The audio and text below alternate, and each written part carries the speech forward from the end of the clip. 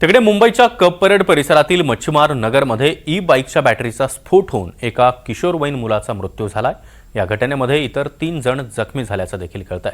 त्यांच्यावर Saint George रुग्णालयामध्ये उपचार सुरू आहेत। यश खोत असं मृत्यू झालेल्या मुलाचं नाव आहे। रात्री बॅटरी चार्जिंगला लावून घरातील सगळे झोपी गेले। मध्यरात्री 1:30 वाजेच्या सुमारास बॅटरीचा स्फोट झाला आणि 10x12च्या खोलीमध्ये आग पसरली। घटनास्थळाचा आढावा घेतला आमचे प्रतिनिधी अक्षय कुडकेलवार यांनी।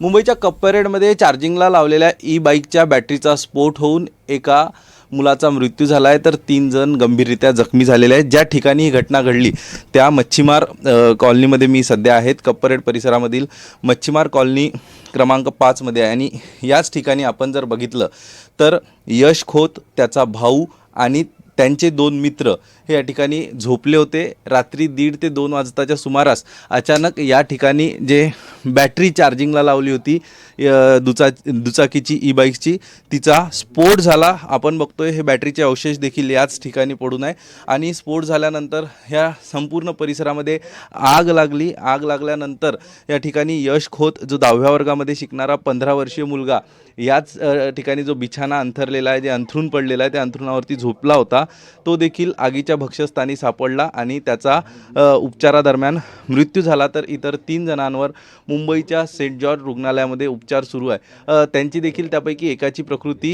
ही चिंताजनक आहे। 2 जणांना जनरल वॉर्डमध्ये ॲडमिट करण्यात आलं आहे। मात्र आपण जर बघितलं तर ई बाईक्सच्या बॅटरी किती धोकादायक ठरू शकतात याचं उदाहरण आपल्याला बघायला मिळते। साधारण एक 12x12ची ही चाळीमधली रूम असेल आणि या रूममध्ये बॅटरी चार्जिंगला लावली होती आणि अत्यंत दिवाळीच्या सणांच्या दिवसामध्ये अशा पद्धतीचा स्फोट झाला आणि त्यामध्ये एकाचा मृत्यू झाला। बॅटरीमधनं जे लिक्विड बाहेर पडलं त्या लिक्विडमुळे देखील इतर 3 जण जे आहे आधीच आगीमुळे भाजले होते, मात्र त्या भाजण्यामध्ये बॅटरीचं लिक्विड देखील त्यांच्या अंगावर पडलं आणि त्यांच्या जखमांमध्ये वाढ झाली।